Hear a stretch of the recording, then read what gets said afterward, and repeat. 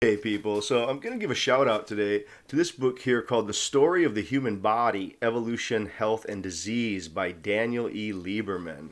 And it's a great book. Can't say enough great things about that. And what I'm going to do is I'm going to try to talk about the book a little bit and then try to contextualize that within some of the other discussions I've been having on my channel regarding causality. And I'm going to see if I can just open some questions and maybe get hopefully some feedback from people on some of the complexities when we ask about causality within terms of evolution. Okay, so the first thing I'll say about the book is that the book is roughly divided into different parts where he begins with this like 6 million year history on the kinds of specializations and adaptations of the human body. And a lot of it has to do, again, with different Homo species, especially as Homo sapiens occurs, I don't know, what is it, about 2 million years ago or something like this. And you get so many interesting discussions of the nature of the body. And he lays out how our body over millions and millions of years has been adapted for certain kinds of environments. And then he talks about the rapid kinds of cultural changes that started to happen in the upper Paleolithic period, roughly around 50,000 years ago. And then the significant change in the book goes when he starts to talk about the transition from the many thousands and thousands of years of hunter-gatherer nomadic kinds of existence to the more sedentary forms of agriculture and the development of farming, and roughly around 10,000 years ago. And he kind of springboards really interestingly off Jared Diamond's comment that farming was arguably the worst mistake in human history. Like agriculture, it was just so related to monocropping and forms of famine and disease and more regular contact with animals, again, that created forms of disease. And then he goes into the Industrial Revolution and how rapidly cultural change is now outstripping evolutionary change. The evolution is still going on, and we don't deny that there is still like Darwinian evolution occurring in human populations, various forms of genes being selected for adaptability to an environment. But he shows that if you look very carefully, especially at diseases, that a lot of diseases are what he calls mismatch diseases, and he coins this term of disevolution, DYS evolution, and he means it in a term of cultural disevolution, where even though the mortality rates have they've declined radically, and life expectancy has grown considerably, we'll say, in the last 100 years, the morbidity rate is actually much higher. That is, people will live longer, but they have many more non-infectious diseases. People are much more likely to die from something like heart disease or cancer. They are very likely to have with increased obesity rates in the U.S. I mean, more and more people are getting diabetes, and people are suffering from osteoporosis and other things. Okay, so let me see if I can first. Then I want to say a couple of things about this really interesting set of observations that he makes about the uniqueness of the human body, and then I want to talk about some of this hunter-gatherer transition, and then also talk a little bit more about the different diseases, and then see if we can cut into the causality questions there. So he has this really interesting, or this argument about bipedalism and the fact that humans over this 6 million period, they became not only were they upright, and being upright freed up the hands for forms of articulate movement and creation of weapons and other kinds of handicrafts and things that are going on, but that the upright posture changed the amount of sun that was being exposed to the body. This is also caught in the relationship of the lack of hair in humans with their increased number of sweat glands.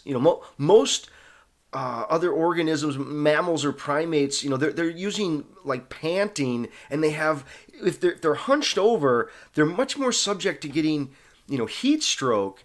And so, although humans aren't the fastest of creatures, they are the endurance animal, the running endurance animal in the exemplar. So, it's like his argument is that some of the earliest forms of hunting gathering packs, they weren't, they weren't just, sophisticated use of weaponry. Some of it had to do with coordinated riling of particular kinds of animals to get them out in the sun, and to use tactics of just, making them exhausted until they hit heat stroke, and then they would go for it there. It's really just fascinating. He talks a lot about the, again, all these different unique what relations of the body, particularly the head. Once you get into Homo sapien as opposed to Homo neanderthalis, or Homo habilis, and some of these other earlier accounts. And again, he has really interesting accounts of Denisovin and all the different humans who were, some of whom were co-present with humans, right? I mean, a certain percentage of people, I guess, in the European population, I don't know, 4%, 5%, have Neanderthal in the genome, right? I mean, they're, people did have, and he does a lot of interesting comparisons between Neanderthal and human Homo sapiens. But one of the interesting things is he talks about, the particular configuration of the larynx. It goes down, and instead of the tube in tube that most other animals have, that allows for breathing and food consumption to go down different pipes, that, again, it's just little changes in the epiglottis that made all the kinds of, elongated articulated speech possible, but then they brought with it choking as one of the unfortunate sort of side effects of that. It was really fascinating. I think he mentions in there, like, choking is like the 4th cause of death in the U.S. I mean, it's really interesting how many people end up choking from what I guess at one point was an evolutionary, a kind of random mutation that had various kinds of survival value for speaking, but then had unfortunate consequences for choking possibility. He sort of sets up his transition of why the hunter-gatherers had a body that was adapted for activity. And that's us. We have bodies that are largely adapted for activity. We need high fiber foods that are fairly low in sugar, although we really crave sugar and we really crave fat. And he sets it up by talking about just the fat content of the human body. It's really fascinating that when you look at other primates, and I saw a lecture where he says it's like 6% or whatever, but in the book he basically states it's about 3% body fat in a primate, and that humans are born with about 15% body fat, in some cases even more. But that's to say that humans are naturally a fat ape. His point is that we have lots of fat, and that's related to the brain-gut connection, and that really big brains require comparatively small guts, both of which require fairly high fat content. So, there's a heavy fat content is related to the energy demands that go on in the brain. The brain just consumes, what is it, the resting metabolism, about 20% of resting metabolism energy demands.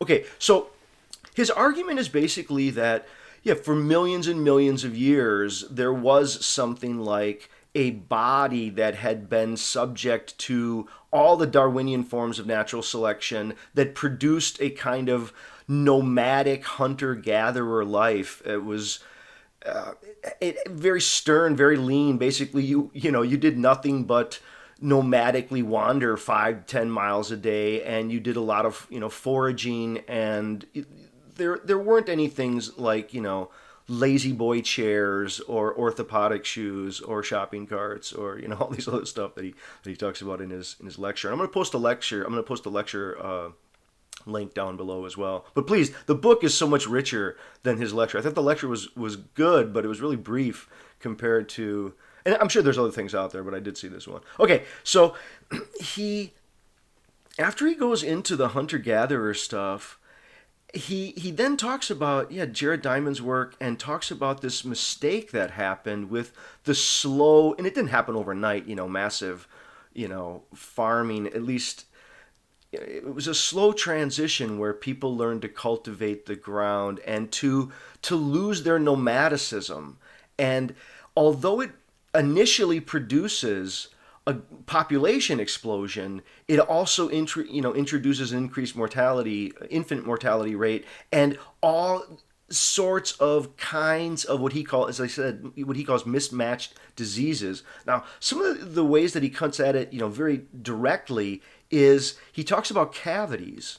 Now cavities aren't a life-threatening disease, but more and more people in the modern world have cavities because we have so many refined sugars and we have foods that our hunter-gatherer ancestors would have never, had access to in this great of abundance. And in fact, cavities in primates are unknown, basically unknown, very, very rare. The same with hunter-gatherer societies. Now, you start to get a little bit more cavities as you get farming, partly because of the diet starts to change, and you notice that today what we do is we just go see the dentist, and we say, well, people still they continue to eat high sugar foods, and I think his point is that there are ways that we can, as organisms relating to our environment, make more judicious decisions that can affect our health and interact with the kind of genetic predispositions that we have. So let's get at some of this. Your height, as an example, is set by your genetics, but your possible height. But your actual height is some outcome of what you were exposed to as a youth. Were you exposed to pathogens? What was the actual diet that you have? And in that sense, parents have a huge shaping force on the development of their children. Look at even the existence today of wisdom teeth. He talks about wisdom teeth, and that in order for your jaw to grow to its fullest length and to sort of fit in with the rest of your head, you need to chew more fibrous foods. You can't just chew gooey, really soft foods all the time. Or if you don't really chew and exercise that jaw, it won't grow to its full expression.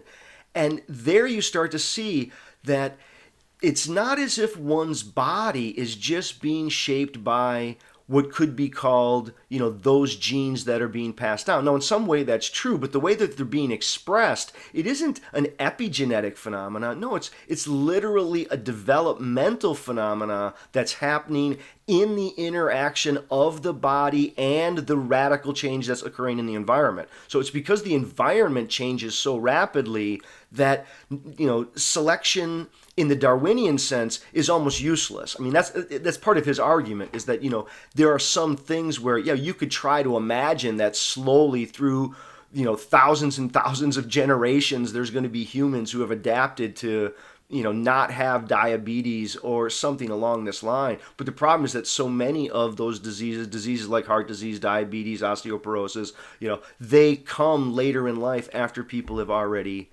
procreated, if they have, right? So take things like bone density.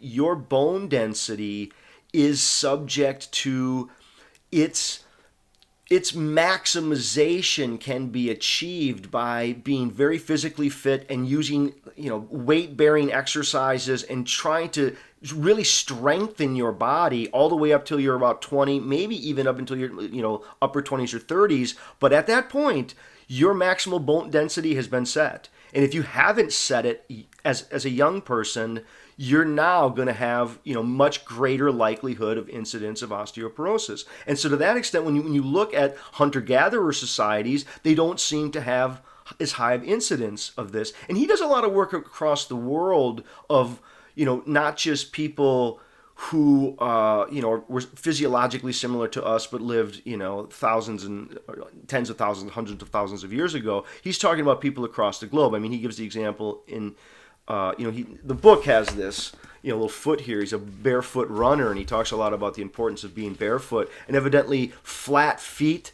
as like a 30% occurrence in the U.S. But it's not as if that's from genetics. No, it has to do with the way that people use shoes and then use orthotics to try to deal with those changes. He points out that you won't find examples of flat feet. It's super, super rare in nomadic tribal, people who are, or hunter-gatherers. So, what does this mean about? Well, I think the first thing is the book. If you read the book, please go get it. It will make you want to go exercise. I mean, every day reading it, I read a little bit and be like, "Oh man, I'm gonna go get some exercise." And I think I've lost a little weight and I feel really great, and it is fun. And I think I feel better. It's almost like I feel 10 years younger. Just over the last, we'll say, serious month of trying to like really get actively fit. And I think he recommends, well, I don't know what it was, but you can't just walk, you can't just he's talking about 5 to 10 miles a day of vigorous walking, or if you can get some good exercise. And the point would be that many of the life-debilitating diseases that we associate with old age are in fact the outcome of poor diet and limited exercise, that we've become increasingly sedentary. Some of this is so obvious, it's a no-brainer, but we're sitting around and, we seek comfort and convenience, and then we expect the doctor to come up with a pill to fix us from how our body's fallen apart. But we have a lot more conscious control over it than we would think. Now, we can't stop aging. I mean, maybe somebody out there is working on some of that. That's fine. I don't think it's going to happen. I think we're going to age. And there are certain forms of disease, cancers, that will come a lot from, is it in your family, and what were you exposed to in the environment? And, it was beyond one's control. But it's not as if one's entire set of risk factors are completely out of one's control. I mean, yes, there are some people who will have proclivities, and we don't want to deny that. You don't want to underplay that. But you don't want to deny how much we can make decisions. I mean, take a very simple example. Those wily advertisers have led people to believe that like a fruit roll-up is somehow a health food. It's not a health food. When you're eating a fruit roll-up, it's just a big sugar bomb. There's no fiber there. Even though it's, quotes, all fruit, you don't have any fiber. You don't do any chewing, and it's a health risk. People are drinking biggie drinks, drinking soda, drinking pop. It's just poison. And it's understandable that we crave it and we want it. That is, through millennia, our bodies have been evolved to crave for sugar. And that does make sense. But it doesn't mean that we can't either try to nudge people into making better decisions. I think those who control other people's diets, largely parents, oversee children, and schools can oversee the lunch programs. Lots of decisions can be brought to people to either incentivize healthy living or to encourage it. Now let's take diabetes as an example. Again, there is an obvious genetic component. There are family connections there. If you have parents who've had diabetes, type 2 diabetes, and again, there's type 1, so it gets complex. But I think we're talking about the prevalence of type 2 diabetes today. People have not only been able to treat it, but in some cases reverse it through various vigorous exercise regimens and changes of diet. Other people have not, and they've turned to medicines. Now, here's where the causality questions start to come in. Now, how is it possible that there can be two very different kinds of treatments to a fact like diabetes? Okay, diabetes is a fact in the world. Now, if I say that I am going to, by exercise, by conscious action and effort willfully undertaken with realization of the health benefit, That seems very qualitatively different than my body is just a thing that the doctor can come over and minister the drugs that will cure what ails me. See, it seems like one is still like the doctor paradigm is almost like my body is just subject to various kinds of causality. And the kinds of causality at play are biochemical. They're beyond, they seem beyond my control. They're somehow caught in the way that the environment and my body have been interfacing. But I have some choice over the matter. I can go and buy a bag of carrots rather than some sugary snacks. And I can, if I really change my palate through some disciplined eating, I can make those carrots suddenly taste a lot sweeter. So I think that anyone who would want to talk about causality, they're going to have to be able to address the way that people make conscious decisions about their diet and their exercise. And sometimes it comes like, now, right now, I'm talking with people. Now, let's just say someone's hearing this. Somebody's actually endured 20 minutes of this, and they're still listening, and they say, wow, I'm going to go look at that book. They read the book, and either right after this video, they go exercise, or they read the book, and they say, oh, I really need to start exercising more. If that happens, what was the cause? It can't be my words. Words don't cause. And yet, they're part of the possibilities of that willful directedness. See, I think that to try to bracket this off, I mean, somebody had posted, I guess Matt and I were on this exchange, and he had talked about Dennett or other people suggesting that it's action is epiphenomenal, or that we're zombies just playing out programs, or that, again, any of this kind of the world is a machine and we're just cogs in the machine. It's going to have to come real clean on how and why are there two very different kinds of causality that can equally be used to treat diabetes. I mean, type 2 diabetes is very real. It's in the world, but it's not as if it has one kind of fix. And you could say, well, they're both just working on the body. Yeah, one requires the willful, directed action of a person. It just seems irreducible to the fact that we do have conscious intention. Now, you could say, well, no, the fact that some people, are we going to claim that some people have the genes that allow them to be willful and other people don't? How about if we say that certain environments facilitate more willfulness or not? I think Andy Clark's work is so relevant here. Being there, maybe I should shoot a video on being there. Or Supersizing the Mind, that's such a great book too. Natural Born Cyborgs, people know who that is, Andy Clark. Okay, at any rate, I think the issue of causality is highly problematic when it gets reduced to something like the causality that's being explained in physics or in chemistry or even in biology, if it's going to be reduced down to medicine applied to the body. No, we're going to have to get to the degree to which exercise itself is a kind of medicine, and that's something that really comes from people's conscious intentions. Okay, thanks. Hope everyone is well. Bye.